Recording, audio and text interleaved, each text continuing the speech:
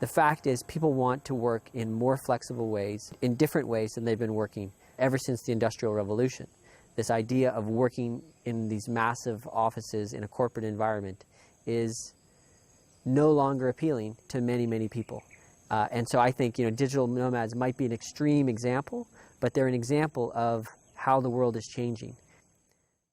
I'm an engineer, and basically what I do is I run 2 different SaaS services, software as a service applications online. I was in Japan, then I moved to Singapore. Singapore was where I had my last corporate job ever. I didn't want to keep building stuff for other people. I wanted to build something for myself. And all I was doing was just waking up in my ridiculously expensive apartment, making breakfast, going down to Starbucks, buying my $6 latte or whatever, doing my work at Starbucks, going home, making dinner, and going to bed. And I was just thinking, why? Like, why would I stay here? If I find a cheap place, how much is it going to cost for me to stay there for a month? So I started looking on Agoda, and I was like, oh my God, I can stay in a hotel for $1,000, which is 3 times less than my rent. Why is it taking me this long to realize that I could be doing all this work from Thailand or anywhere? It was just kind of like this epiphany moment, and I guess it all seems really obvious in retrospect.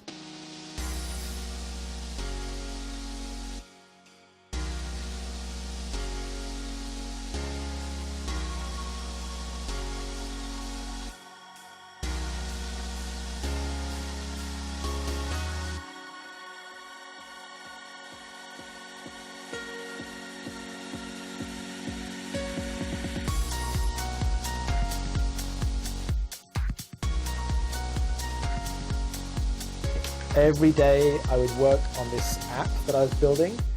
And yeah, at the end of 1 month I launched it, and within 2 months it was making $1,000 a month. After those first 2 months, my only function then was to just improve it, and increase the amount of customers. I've sold 2 businesses now, which were like selling a mini house. I think it's perfectly possible to build up digital assets in the same way that you build like physical assets. I guess I look at it in the same way as investing in a property, but it's just a lot more flexible. The world is going to get a lot more remote for various reasons. I mean, like, we have good enough technology that people can stay in touch all the time. Society in general is just more excited about travel, more excited about, seeing new places, visiting new places. If you think it's too difficult to work remotely, then you're probably overthinking it.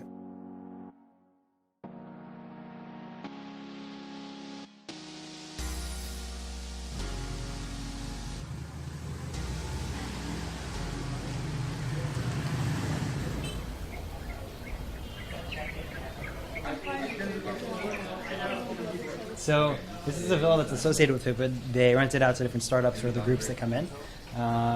We're renting it out for the month, and there's 5 rooms upstairs, and we basically use the downstairs as our workspace, a place to have meals, things like that.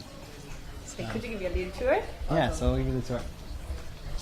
So this is the main area where people will work, where we have foods, team like breakfast or lunch in the beginning of the week we do, where people get to know each other and talk about what they're working on for the week. Beanbag chairs, places, people set up a workspace. We got the pool, people jump in during the day if it gets super hot and they just want to take a little break.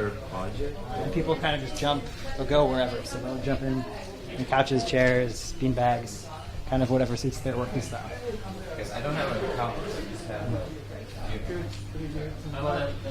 people in the meeting area.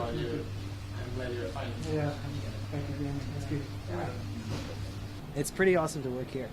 You can sit here at the desk and you'd be looking out over rice fields, and you can take a break and jump in the pool, and it's pretty ideal. You can kind of get all your needs met here. The first time I really heard about digital nomads was probably from like the 4-hour work week. Like, so many people found out about like working and traveling. And one day I was sitting in my apartment in Montreal, and it was minus 35. And I was like, I've had enough. And I went online and I looked up like group trips for nomads, or like where nomads meet up a lot. And I found Hacker Paradise, and I applied, and 3 weeks later I got on a plane. And now I'm here in Bali. I spent a month in Vietnam and a month in Bali, and I'll be going to Chiang Mai next week.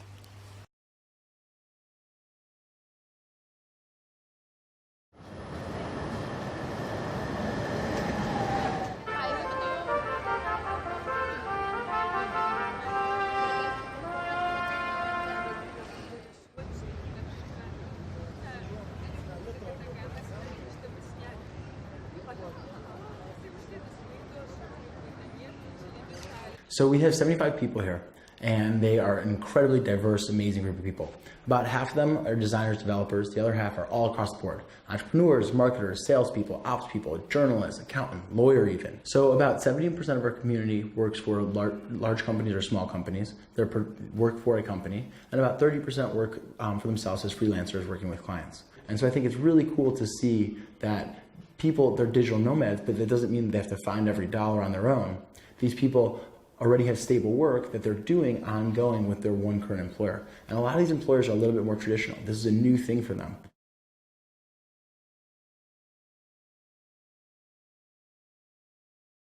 We have always believed that great work, collaboration can be done online.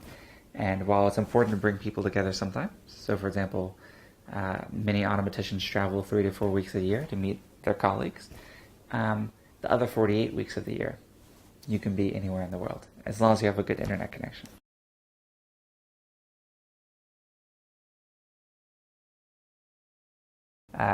There's companies that are finding new ways to work that allow people to set their own hours, have more flexibility, live wherever they want in the world, and they're going to attract the best people in the world, because the best people in the world are largely going to think, why do I have to commute to Mountain View every day and sit in a bunch of meetings and things like that?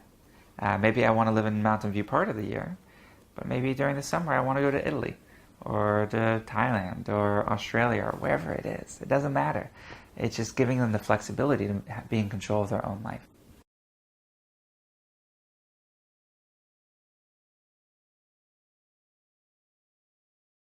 My name is Joel Gascoigne. I'm the co-founder and CEO of Buffer, and right now I'm in Iceland.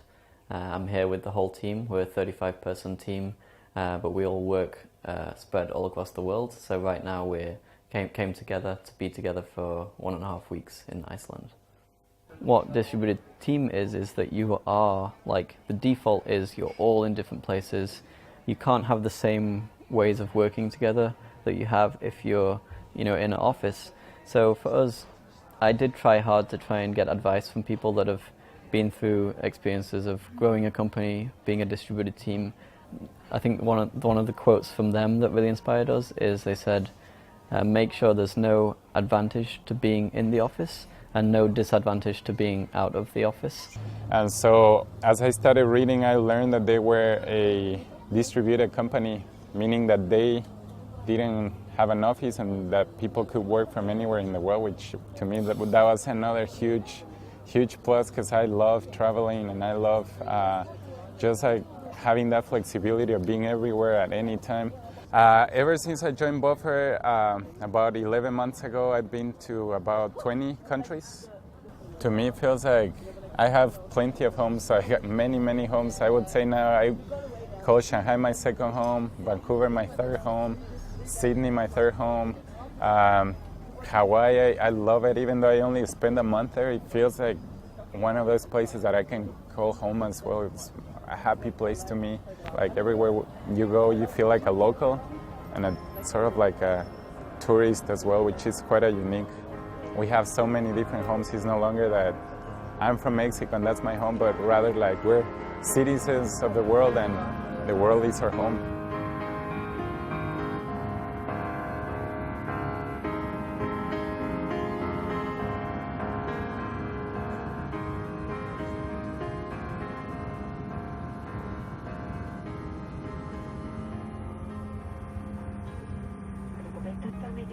tere tulemast Amsterdami Schipholi lennuväljale kohalik kellaaeg on 19:55.